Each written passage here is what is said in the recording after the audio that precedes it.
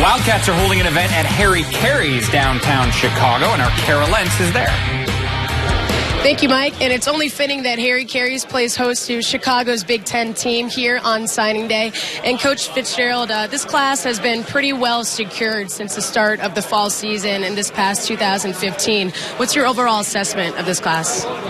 Well, it's a very close group. Like you said, 19 of the 20 were committed before their senior year, and now to have them all finally signed and a part of our family is exciting, and I know they're excited about it. The group is really close, and look forward to watching them mature and grow.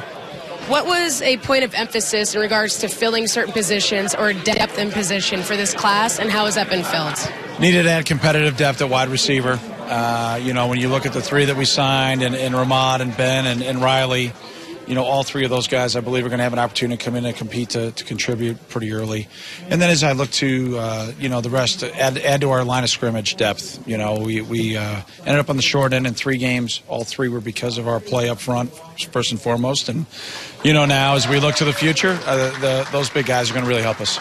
Late signee and Jeremy Larkin, describe what characteristics you like in him as an athlete and what dynamic he adds to the running game. Perfect fit, very similar in skill set from what we look for on all of our backs. Plays in a similar offense in high school that we run, so that helps from the evaluation standpoint.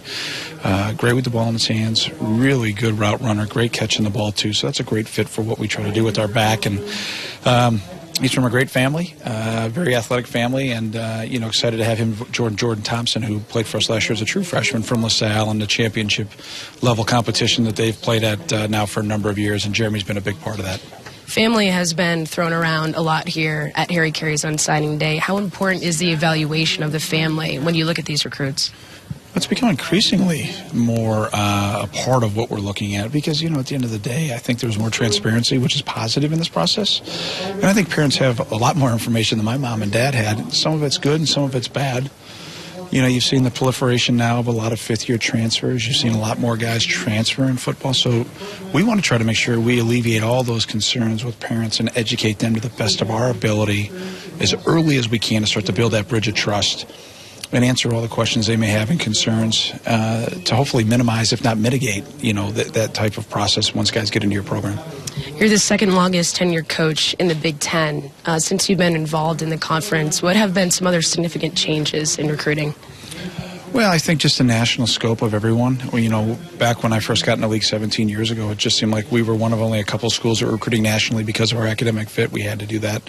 Now it just seems like more and more guys are recruiting nationally, and it should be interesting to see as things progress. I think, BTN has helped us in particular get our brand out throughout the country, and Big Ten football is as strong as it's ever been. So it's exciting to see. It's competitive top to bottom. Everybody can win any given Saturday, and it should be exciting as we move to the future.